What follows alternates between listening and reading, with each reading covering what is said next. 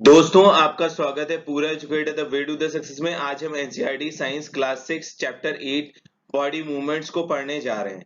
इससे पहले ऑलरेडी हमने आपको प्लांट्स के बारे में सारी चीजें पढ़ा दी। आज के लेक्चर में हम बॉडी मूवमेंट्स के बारे में डिस्कस करेंगे। बॉडी मूवमेंट्स में हम देखेंगे कि बोन्स हमारी बॉडी में क्या हेल्प करते हैं हमको मूव करने के लिए। मसल्स होते हैं, वो क्या काम है उनका हमारे बॉडी मूवमेंट्स में। और हम कई चीजों को यहाँ पे डिस्कस करेंगे जो कि आपके लिए नया होगा, और कुछ लोग जो भी जानते होंगे वो भी अपने नॉलेज को यहाँ पे ऐड अप करेंगे। अगर आपको ये वीडियो पसंद आए तो प्लीज सब्सक्राइब करिएगा जो भी हमारे चैनल पे पहली बार आए हैं, और शेयर करिए अपने दोस्तों से इस वीडियो को ज्यादा से ज्यादा। तो चलिए शुरू करते हैं आज का हमारा लेक्चर बॉडी मूवमेंट्स। फ्रेंड्स, अगर बॉडी मूवमेंट की बात की जाए तो बॉडी और मूवमेंट ये दो पार्ट से बना हुआ है। इसमें पहला जो पार्ट है वो बॉडी है। बॉडी जैसे कि हमारा शरीर है, और दूसरा पार्ट है मूवमेंट। इसमें जब मूवमेंट आता है तो उसी को हम कहते हैं बॉडी मूवमेंट। ठीक है, यहाँ पे हम मूवमेंट्स की बात करेंगे, कई टाइप के मूवमेंट्स की बात करेंगे। तो अभी तक आप जानते होंगे, अगर कोई पॉइंट ए को इमेजिन आप करिए और आप यहां से पॉइंट बी तक अगर आप गए तो इसको हम अभी तक जानते थे कि इसको हम मूवमेंट कहा करते थे। ठीक है, इसी को हम बॉडी मूवमेंट कहते थे क्योंकि हमारी बॉडी एक जगह से दूसरी जगह यहाँ पे मूव की है। लेकिन क्या आप जानते हैं कि अगर हमारी बॉडी एक जगह पे स्टिल हो, रुकी हुई हो, तब भी हम उसको बॉडी मूवमेंट कहेंगे या नहीं कहेंगे? तो फ्रेंड्स, हम उसको भी बॉडी मूवमेंट कहेंगे। हम मूवमेंट तभी कह सकते हैं जब कि बॉडी आपकी मूव की हो, चाहे वो एक जगह से दूसरी जगह, चाहे वो एक ही जगह पे आप रहें और आपकी बॉडी में कुछ ना कुछ चीजें हो रही हो। तो इसका बेस्ट एग्जांपल आप ले सकते हैं अपनी आंखों से। आप अपनी आंखों को देखिए, मैं बैठा हूं, आपको बता रहा हूं, तो मेरी आंखें अभी भी हिल रही हैं, मेरी पलकें हिल रही हैं। तो ऐसे ही आप ये लेक्चर सुन रहे हैं, फिर भी आपकी पलकें हिल रही हैं, तो आपकी बॉडी में कुछ ना कुछ मूवमेंट्स हो रहे हैं। ऐसे ही अगर आप कहीं पे बैठे हुए हो, सिटिंग पोस्चर में हो, और आप पानी पीने के लिए बॉडी को आप टर्न करते हैं या झुकते हैं, तो ये भी एक तरीके से बॉडी मूवमेंट ही कहलाएगा। ठीक है, आप अपने पास में बॉटल रखे हुए हो और आपको अगर पानी पीना हो, आपने हाथ बढ़ाया पानी पीने के लिए, वो भी आपका बॉडी मूवमेंट ही कहलाएगा। तो आप आपने यहाँ पे एक चीज सीखी कि बॉडी मूवमेंट सिर्फ एक जगह से दूसरी जगह जाने को ही हम नहीं कहेंगे। अगर हम बैठे हुए हैं और कोई चीज हम टच कर रहे हैं, या हम बैठे हुए हैं, हमारी पलकें मूव कर रही हैं, कुछ भी हम जो बोल रहे हैं, जैसे मैं अभी बोल रहा हूं, इस समय मेरा जॉ मूव कर रहा है, तो क्या है, मेरे बॉडी में कुछ ना कुछ मूवमेंट हो रहा है। ठीक है, इसी तरीके से आप ये समझ सकते हैं कि बॉडी मूवमेंट कितने टाइप से हो सकते हैं। तो यहाँ पे लिस्ट दे रखा है फ्रेंड्स, यहाँ पे एनिमल्स और ह्यूमन का लिस्ट दिया हुआ है। यहाँ पे दे रहा है कि आपका कौन सा पार्ट शरीर का मूवमेंट में हेल्प करता है, और आप उस पार्ट की हेल्प से आप किस तरह का मूवमेंट करते हैं। तो यहाँ पे काऊ का एग्जांपल दे रहा है। पहला, वहां पे काऊ लेग्स का इस्तेमाल करके वॉक करती है। स्नेक का कह रहा है कि पूरी बॉडी का इस्तेमाल करके स्नेक स्लिदर करता है, सरकता रहता है कर्व फॉर्म बना के। ठीक है, तो इसी तरीके से और भी दे रखा है, ह्यूमन का, बर्ड का, इंसेक्ट का और फिश का। तो इनको आप फिल करेंगे, और आपको अगर कोई दिक्कत होती हो तो आप तुरंत मुझे कमेंट करें। और आपके दिमाग में ये बात आ रही होगी कि मैं जो ये मूव कर रहा हूं, या हम जो बॉडी मूवमेंट कर रहे हैं, क्या इसी तरीके से एनिमल्स भी बॉडी मूव करते हैं? हाँ फ्रेंड्स, हम दो पैर से चलते हैं, एनिमल्स चार पैर से चलते हैं। हम दो पैर पे रन करते हैं, दौड़ते हैं, और एनिमल्स चार पैर पे रन करते हैं। हम फ्लाई नहीं कर सकते, हम एरोप्लेन की हेल्प से फ्लाई करते हैं। लेकिन बर्ड्स का जो बॉडी स्ट्रक्चर है वो इस तरीके से वो नेचुरली फ्लाई कर सकता है। ऐसे ही फिश का अगर आप देखिए तो फिश नेचुरली स्विम कर सकती है, हमको स्विमिंग सीखनी पड़ती है। तो इस तरीके से और कई एनिमल्स हैं जिनके अलग अलग मूवमेंट्स हैं बॉडी के, इनको हम आने वाले स्लाइड में काफी अच्छे से डिस्कस भी करेंगे। तो यहाँ पे उन पे डिस्कस करने से हमारा समय बर्बाद होगा, इसीलिए हम आने वाले स्लाइड में उस पर डिस्कस करेंगे। और आने वाले स्लाइड में हम अब ह्यूमन बॉडी के मूवमेंट्स के बारे में जानेंगे। आप जानते हैं कि जब हम एक्सरसाइज करते हैं तो हमारी बॉडी में कुछ चेंजेस आता है, हम कुछ अलग अलग तरीके से मूवमेंट्स करते हैं। हम कहीं एक जगह से दूसरी जगह जाते हैं तो हम किस किस तरीके से मूव करते हैं, आप इसको सोचिए, और हम इस पे आने वाले स्लाइड पे डिस्कस भी कर रहे हैं। फ्रेंड्स, अब अगर बॉडी मूवमेंट की बात की जा रही है तो आप यहाँ पे एक एग्जांपल लीजिए। मान लीजिए आपने बॉल लिया और उसको थ्रो किया, कोई बैटिंग कर रहा है, आपने उसके लिए बॉल को फेंका, ठीक है। तो जो ये बॉल आपकी जा रही है, तो बॉल को भेजने में आपने क्या किया, अपने हाथ का इस्तेमाल किया, ठीक है। हाथ फिर किससे जुड़ा हुआ है, आपका शोल्डर से जुड़ा हुआ है, ठीक है। तो यहाँ पे आपके बॉडी में क्या चेंजेस आए, आपका हाथ पूरी तरीके से यहाँ पे घूम रहा है। और अगर आप पैर को देखिए तो पैर को आप उस तरीके से नहीं घुमा पाते जिस तरीके से आप अपने शोल्डर को घुमा सकते हैं। तो इनका भी कई कारण है, हम इन पे भी डिस्कस करेंगे। यहाँ पे देखिए एक्टिविटी दे रखी है, एक लड़का यहाँ पे पहले क्या कर रहा है, अपने हाथ को मोड़ रहा है। ये देखिए यहाँ पे इसने कोशिश किया मोड़ने की तो वो आसानी से मोड़ लिया, लेकिन जैसे ही उसने अपने हाथों पर लकड़ी को बांधा, ये देखिए बांध लिया उसने, तो वो अब अपने हाथ को मोड़ नहीं पा रहा है। तो इसका कारण क्या है कि जो उसका पहले हाथ था, पहले हाथ फ्री था, तो वो आसानी से मूव कर पा रहा था, ठीक है। और उसके हाथ में क्या था, बीच में जॉइंट्स थे, ठीक है, तो वो आसानी से अपने हाथ को मोड़ पा रहा था। लेकिन अगर उसका हाथ एक हड्डी हो पूरा तो वो मूव नहीं कर पाएगा। और यहां पे जैसे ही उसने लकड़ी को बांधा तो उसका हाथ एक कंप्लीट एक हाथ की तरह हो गया, वो बीच में उसके हाथ में जॉइंट नहीं रहा, इसीलिए वो अब हाथ को मोड़ नहीं पा रहा है। अब इन जॉइंट्स के बारे में हम आने वाले स्लाइड में काफी ज्यादा डिस्कस करेंगे, तो आपको और ये चीज क्लियर होगी।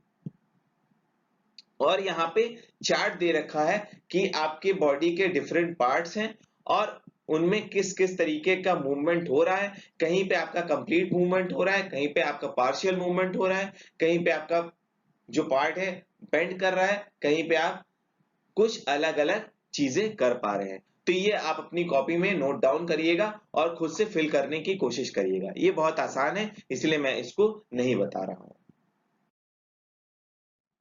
फ्रेंड्स, अब हम एक एक करके डिस्कस करेंगे कि जॉइंट्स क्या है। तो जॉइंट आप क्या समझ रहे हैं, यहां पे कुछ जुड़ाव है। तो जुड़ाव किस चीज का है, यहां पे जुड़ाव बोन्स का है। हम बोन्स के बारे में अभी डिस्कस करेंगे। तो अगर मान लीजिए आपका हाथ है, हैंड से ये, और ये एक हड्डी है, ठीक है, ये एक बोन है और ये दूसरा बोन है। ये अगर बीच में जुड़ा हुआ है, ठीक है, ये इसका जॉइंट है दोनों हड्डियों का, तो ये आसानी से मुड़ जाएगा, हाथ आपका आसानी से मुड़ जाएगा। क्यों, क्योंकि यहाँ पे जॉइंट था। तो यहाँ पे आपको एक चीज समझ में आई कि हाथ में या पैर में आपके किसी भी पार्ट में जितने भी जॉइंट्स होंगे, जितना आपका मैक्सिमम जॉइंट होगा उतना ज्यादा आपका बॉडी फ्लेक्सिबल होगा, ठीक है। मैक्सिमम नंबर ऑफ जॉइंट्स, ठीक है, और क्या होगा, उतना आपका बॉडी आसानी से इजीली क्या होगा, बेंड हो जाएगा, ठीक है। बेंडिंग आपका नंबर ऑफ जॉइंट्स पे डिपेंड करता है, जितना कम जॉइंट होगा उतना कम बेंड होगा, ठीक है। ये आपको यहाँ पे क्लियर हो गया।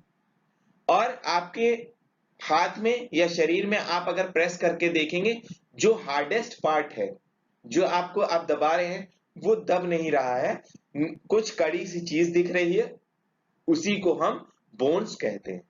ठीक है, जो आपके बॉडी में हार्ड पार्ट है वो आपका क्या है, उसी को हम यहाँ पे बोन कह रहे हैं।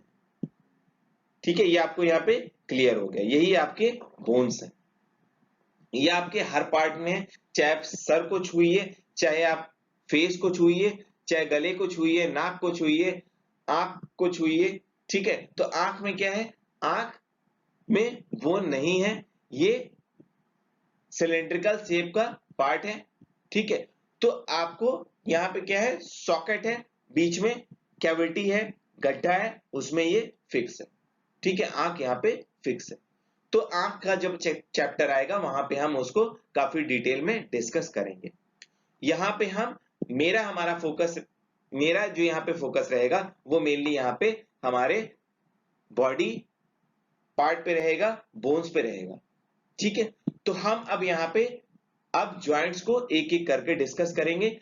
हमारे बॉडी में कई टाइप के जॉइंट्स होते हैं, चलिए एक एक करके हम इनको देखते हैं और इसको डिस्कस करते हैं, जो कि आपके लिए काफी इंपॉर्टेंट होगा, क्योंकि आपके एग्जाम में, नेट में, किसी भी टाइप के मेडिकल के एग्जाम में ये पूछा जा सकता है कि जॉइंट्स कैसे होते हैं या आप इसके बारे में क्या जानते हैं। तो पहला जो जॉइंट हम यहाँ पे डिस्कस करेंगे वो काफी इंपॉर्टेंट है, वो है बॉल एंड सॉकेट जॉइंट। जैसा कि आप नाम से ही समझ पा रहे हैं कि कुछ यहाँ पे बॉल की तरह होगा और कुछ यहाँ पे सॉकेट होगा, कुछ गड्ढा होगा।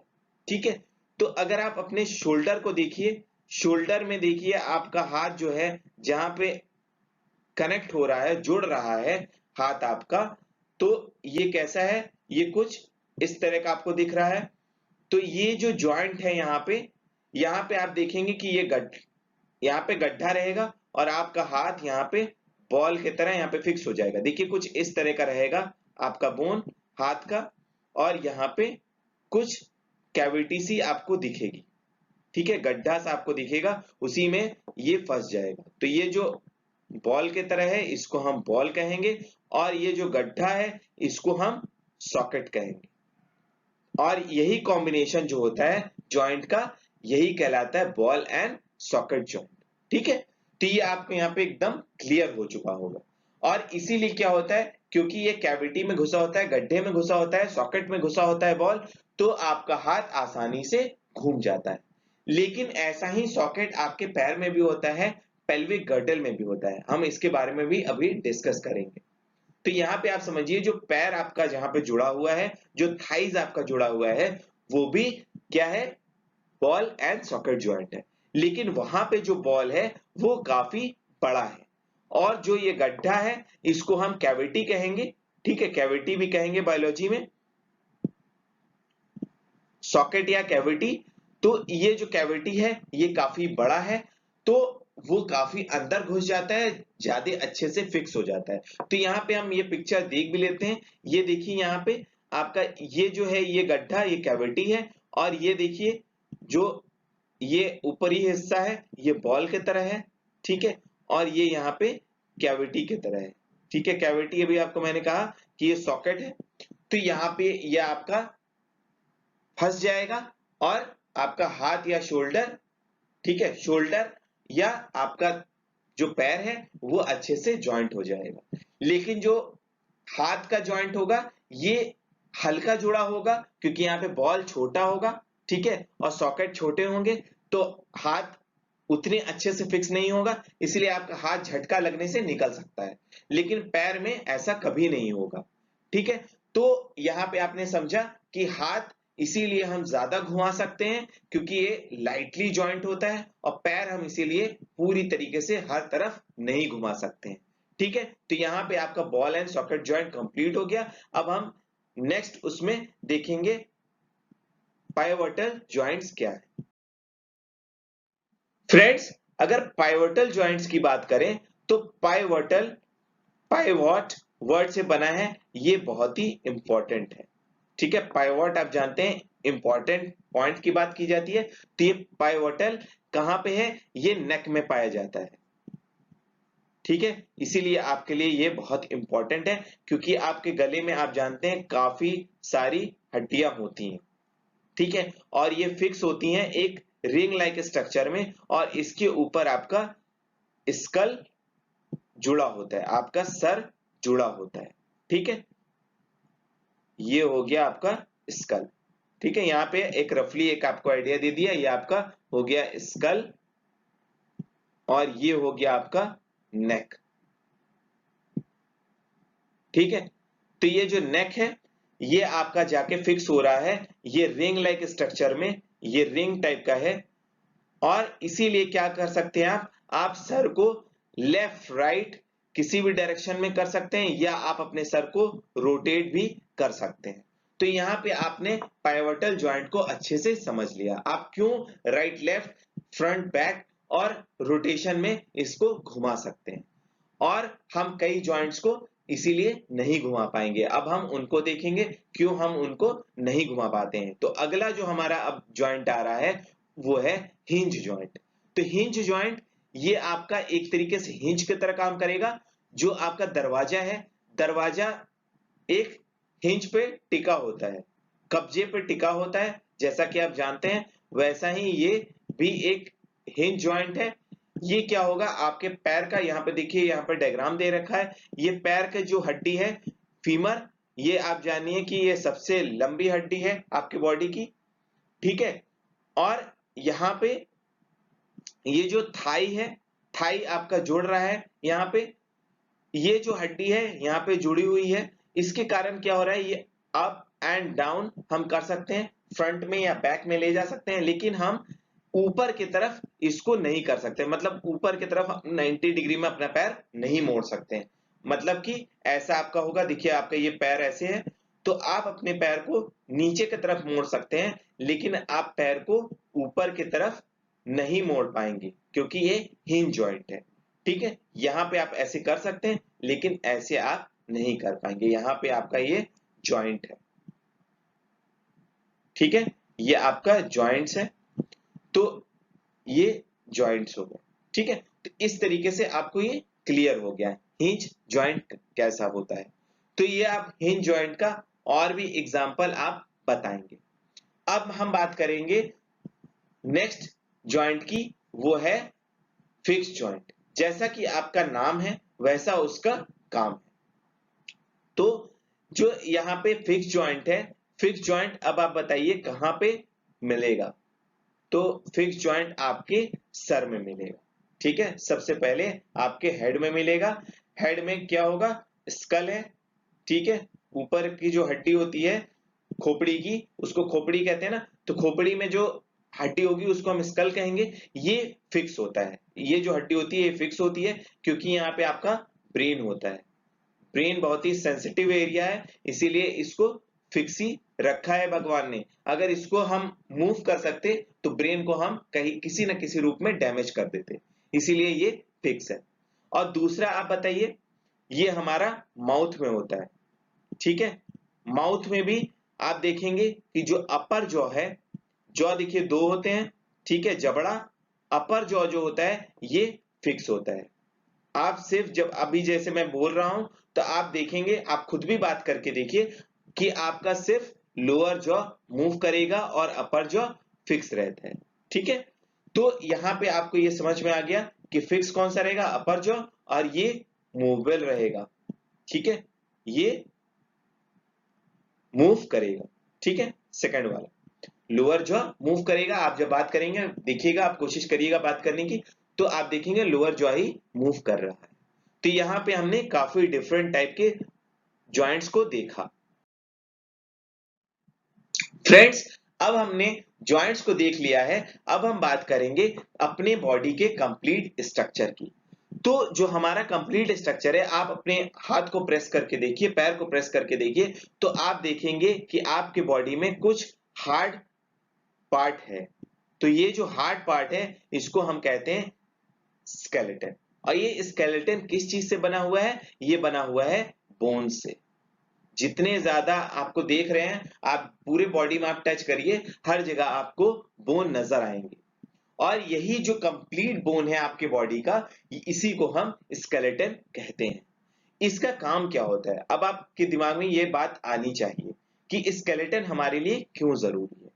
तो जो स्केलेटन का पहला काम है, ये हमारे इनर पार्ट्स को प्रोटेक्ट करता है।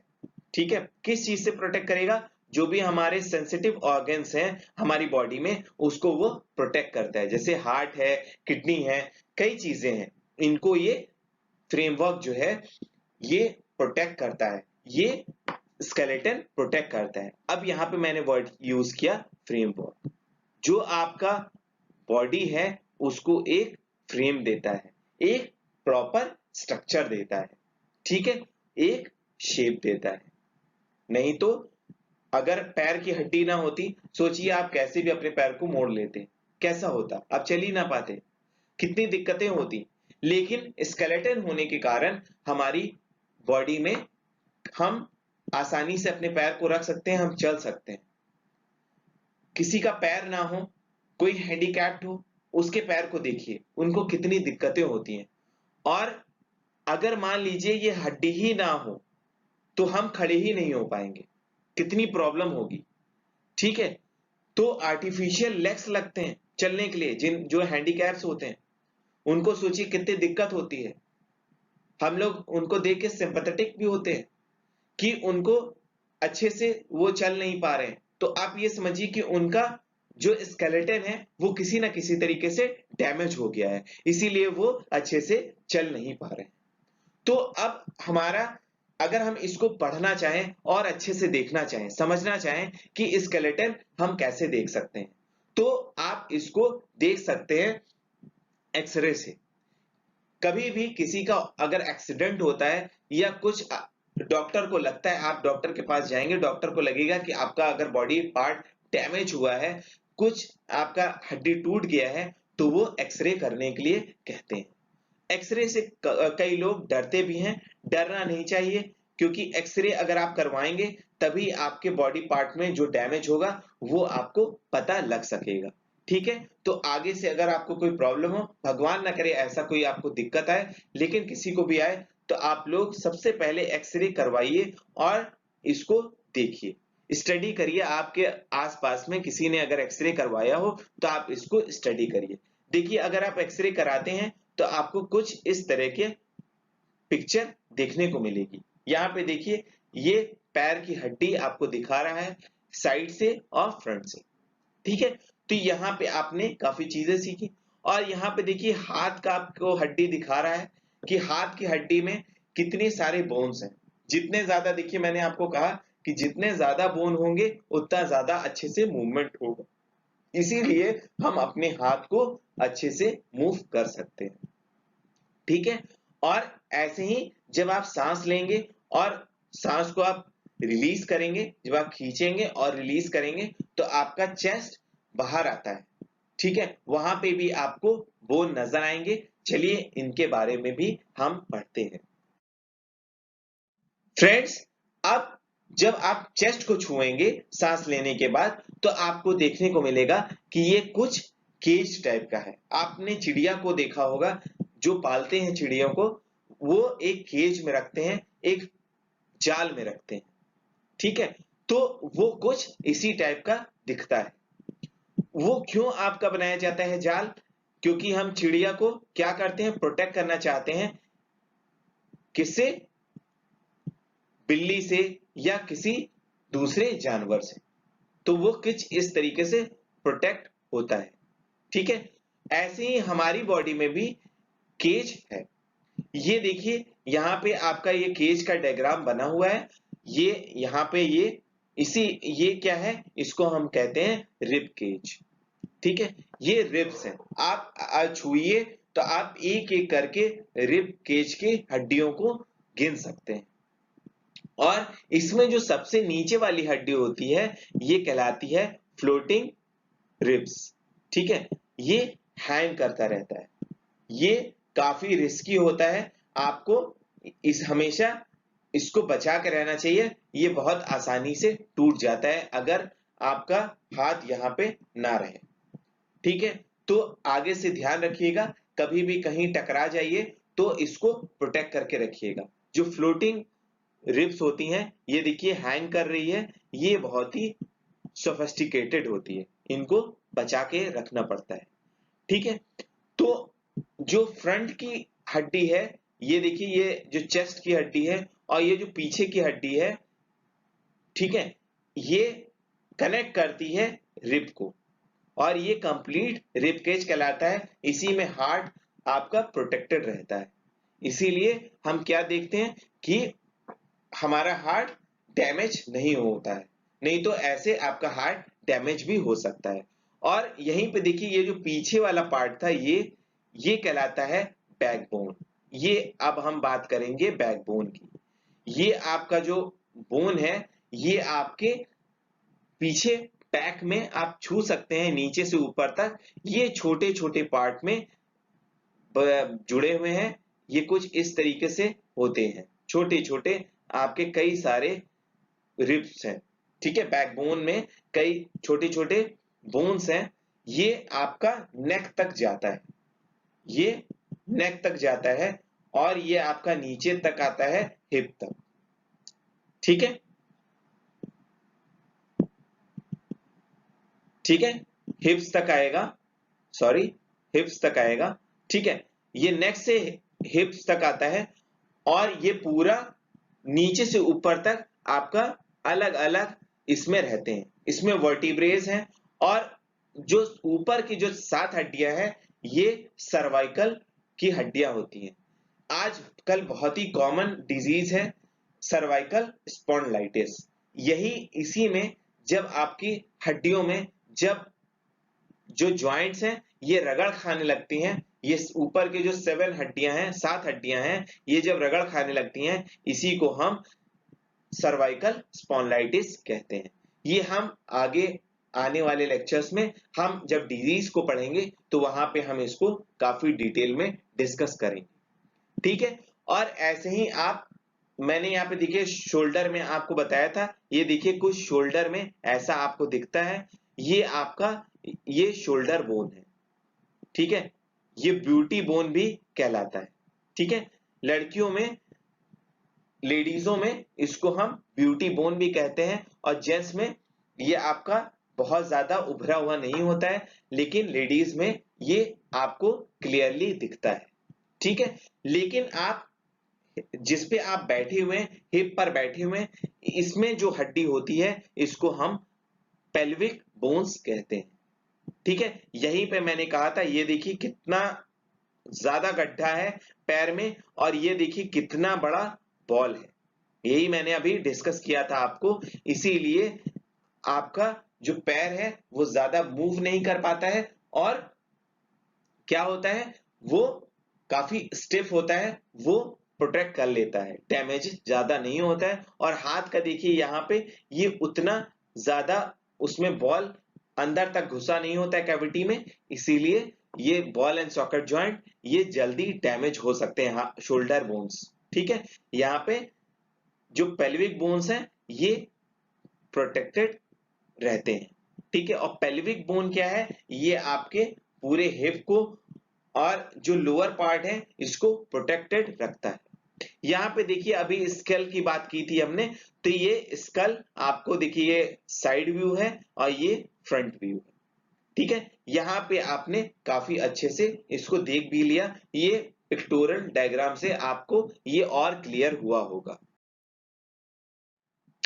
फ्रेंड्स, अब हम बात करेंगे, जो स्कल अभी आपको मैंने दिखाया, उसमें एक ऐसा पार्ट होता है जो कि उतना हार्ड भी नहीं है और उतना सॉफ्ट भी नहीं है। ये हम अब बात कर रहे हैं ईयर्स की। ठीक है, ईयर्स की बात कर रहे हैं, कान की बात कर रहे हैं। कान का अगर आप लोअर पार्ट देखिए, ये देखिए यहाँ पे जो ये लोअर पार्ट है, इसको हम ईयर लोब्स कहते हैं। ठीक है, ईयर लोब्स कहलाते हैं ये बहुत ही सॉफ्ट होते हैं। ठीक है, ये बहुत ही सॉफ्ट होते हैं, और ये कभी कभी किसी किसी का देखिएगा, जो कान में बालियां पहनती हैं बूढ़ी औरतें, उनका कट भी जाता है, इतना ये सॉफ्ट होता है कि ये कान में पहनने से, बालियों को पहनने से ये कट जाता है, बिल्कुल आधा हो जाता है। ठीक है, और इसी के ऊपर ये देखिए जो यहां पे दे रखा है, ये सॉफ्ट हड्डी होती है, इसको हम कार्टिलेज कहते हैं। ये ना बोन होता है, ये बोन तो होता ही है, लेकिन ये उतना हार्ड नहीं होता जिस तरीके से बोन होता है। ठीक है, तो ये कहलाते हैं कार्टिलेज। ठीक है, ये कहलाएंगे कार्टिलेज। और कार्टिलेज क्या होते हैं, ये बोन्स के जॉइंट्स में भी प्रेजेंट होते हैं। ठीक है, जो मैंने कहा जॉइंट्स, तो जॉइंट्स में कार्टिलेज भी प्रेजेंट होते हैं।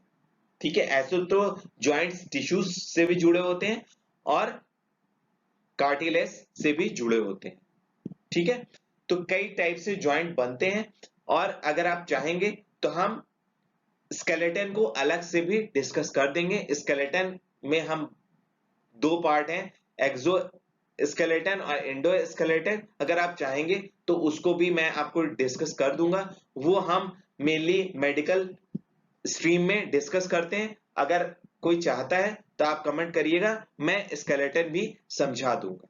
ठीक है, लेकिन यहाँ पे क्योंकि हमारे सिविल सर्विसेज में इतना जरूरत नहीं है, जब मैं नेट के क्लासेस आपके लिए प्रोवाइड करूंगा तो वहां पे मैं स्केलेटन भी आपको समझा दूंगा।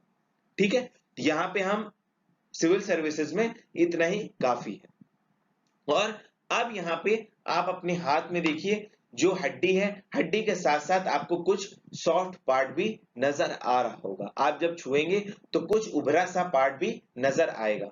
जब आप बाइसेप्स और ट्राइसेप्स बनाते हैं तो वो क्या होता है, वो मसल्स होते हैं। ठीक है, मसल्स का काम क्या होता है, ये आपका हड्डियों को पकड़ता है, ये बोन्स के ऊपर से जुड़े होते हैं। ठीक है, ये बोन्स के ऊपर से, मान लीजिए ये बोन्स है, इसके ऊपर से ये जुड़े हुए होते हैं। इससे क्या होता है, आपका हाथ मूव करता है। ठीक है, आपका हाथ मूव करेगा और ये पेयर में ही काम करेंगे, ये सिंगल काम नहीं करते हैं। जब एक मसल्स आप खींचेंगे, ये मान लीजिए अगर 1 है, ये आपका 2 है, अगर फर्स्ट कॉन्ट्रैक्ट कर रहा है, ये सिकुड़ रहा है एक दूसरे, आप हाथ जब खींच रहे हैं तो ये क्या होता है, बल्ज हो जाता है, फूल जाता है। ठीक है, और ये क्या होता है, ये रिलैक्स हो जाता है। ठीक है, इसीलिए क्या होता है, आप जब हाथ को मोड़ते हैं तो आपको लगता है कि आपकी बॉडी बन गई है, मसल्स क्या है, काफी ज्यादा फूल जाते हैं। तो ये चीज हमेशा याद रखिएगा, मसल्स जो है हमेशा क्या करेंगे, हमेशा कॉन्ट्रैक्शन और रिलैक्सेशन पे वर्क करते हैं। हमेशा ये पेयर में काम करेंगे, एक रिलैक्स होगा तो एक कॉन्ट्रैक्ट होगा। और मसल्स हमेशा क्या करेंगे, पुल करेंगे। ठीक है, पुल करके आप जब पुल करेंगे तो वो वर्क करेगा। ठीक है, और दूसरा रिलैक्स होगा। मसल्स हमेशा पुल फंक्शन पे ही काम करते हैं, पुश फंक्शन पे काम नहीं करते। ठीक है, तो ओनली ये क्वेश्चन पूछा जा सकता है, मसल्स कैसे काम करते हैं, तो ये पुल करने से काम करते हैं। ठीक है फ्रेंड्स, अभी हमने ह्यूमन बॉडी मूवमेंट्स के बारे में बात की, और अब हम बात करेंगे गेट ऑफ एनिमल की। गेट ऑफ एनिमल्स का मतलब है कि ये बता रहा है, गेट का मतलब होता है पैटर्न्स ऑफ वॉकिंग और रनिंग। ये बता रहा है कि किस तरीके से, अलग अलग तरीके से चारों पैरों से एनिमल्स मूव करते हैं, रन करते हैं। ये इसमें तरह तरह के एनिमल्स भी हैं और इसमें ह्यूमंस भी इंक्लूडेड है। इनमें हम सबसे पहले डिस्कस करेंगे एनिमल्स में अर्थवर्म की। अगर आप अर्थवर्म की बात करें तो अर्थवर्म अलग अलग सेक्शंस में डिवाइडेड है। ये पूरा जो सेक्शन है, जो कई पार्ट में डिवाइडेड रहता है, ये मसल्स का बना होता है और इसमें बिल्कुल भी हड्डियां नहीं होती हैं, ये आपको याद रखना है।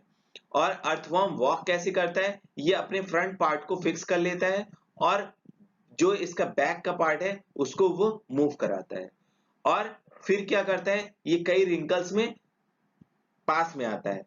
फिर नेक्स्ट टाइम ये बैक पार्ट को फिक्स कर लेता है और फ्रंट को ये मूव कराता है। इस तरीके से इसका मूवमेंट होता है।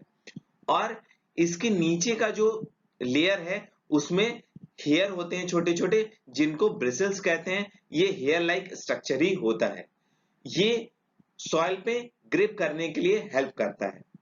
और जब ये मूव करता जाता है अर्थवॉर्म, उसी समय ये सॉइल को खाता रहता है और जो भी अनडाइजेस्टेड फूड है, मटेरियल है, वो उसको निकालता जाता है। इसीलिए कहते हैं कि अर्थवॉर्म जो है ये लैंड के लिए बहुत ही यूजफुल है। ये लैंड को फर्टाइल करता है। हम अब नेक्स्ट टाइप के एनिमल की बात करेंगे। ये है स्नेल। स्नेल की अगर आप बात करें तो स्नेल में एक लेयर होता है, सेंटर लेयर, जो कि शेल कहलाता है। ये इसको प्रोटेक्ट करता है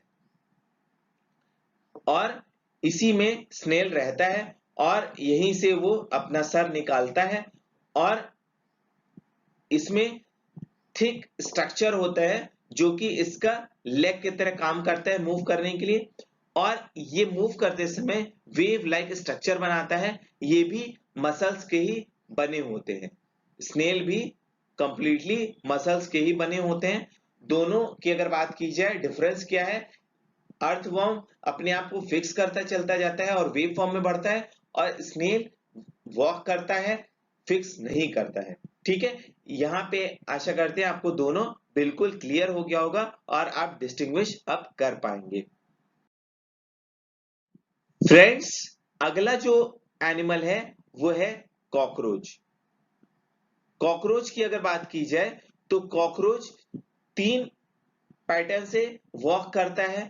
वो वॉक भी कर सकता है, क्लाइंब भी कर सकता है और इवन फ्लाई भी कर सकता है। तो ये ऐसा कैसे कर सकता है? क्योंकि इसके बॉडी में 6 पैर होते हैं। ये आप यहाँ पे देख सकते हैं, तीन एक साइड में, 3 दूसरे साइड में।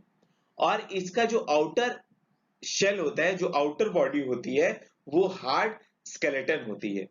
स्केलेटन के बारे में आपने देखा ह्यूमन के कि ये कितना स्ट्रांग होता है। और पैर की हेल्प से ये वॉक करता है। और इसका जो चेस्ट होता है, यहाँ पे थिक विंग्स होती हैं जो कि काफी स्ट्रांग होती हैं। इसके कारण ये बहुत आसानी से फ्लाई भी कर लेता है। तो यहाँ पे कॉकरोच आपको क्लियर हो गया। अब हम बात करेंगे बर्ड्स की। जो बर्ड्स है फ्रेंड्स, बर्ड्स में भी जो ब्रेस्ट मसल्स है बर्ड की, वो भी स्ट्रांग होती है जैसे कि कॉकरोच की होती है। लेकिन कॉकरोच और बर्ड में क्या डिफरेंस है? यहाँ पे हॉलो नहीं होता है बोन्स, और बर्ड्स में बोन्स हॉलो होती हैं। ठीक है, यहाँ पे बोन्स क्या होंगी? हॉलो होंगी। हॉलो होने के कारण क्या होता है? वो आसानी से फ्लाई कर लेती हैं। वो लाइट हो जाता है और फ्लाई कर जाता है। दोनों का ही ब्रेस्ट बोन काफी स्ट्रांग होता है। ठीक है, तो यहाँ पे आपको ये बिल्कुल क्लियर हो गया कि जो इसका आर्म्स है, बर्ड का जो आर्म है, ये काफी स्ट्रांग है। और ये फ्रंट का जो पार्ट है, ये तो काफी स्ट्रांग है इसका फ्लाई करने के लिए, और इसी में विंग्स बने होते हैं। और जो लोअर पार्ट है, यहाँ पे क्या है? नाखून है बड़े बड़े, और ये पियर्स करके पकड़ लेता है, ग्रिप कर लेता है, फंसा के ग्रिप कर लेता है। अब हम बात करेंगे फिश की। फ्रेंड्स, अगर आप फिश की बात करें तो फिश का जो स्ट्रक्चर है वो स्ट्रीम लाइंड होता है।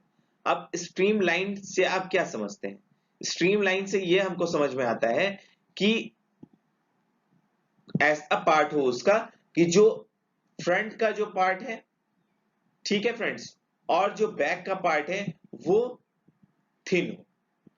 मतलब कि जो ये आप देखिए, जो बीच का पार्ट है ये मोटा है और सामने का पार्ट पतला है, दोनों थिन है। ठीक है फ्रेंड्स, ये थिन है और ये ब्रॉड है। ठीक है, इसके कारण इसका नाम पड़ा है स्ट्रीम्ड लाइन्ड।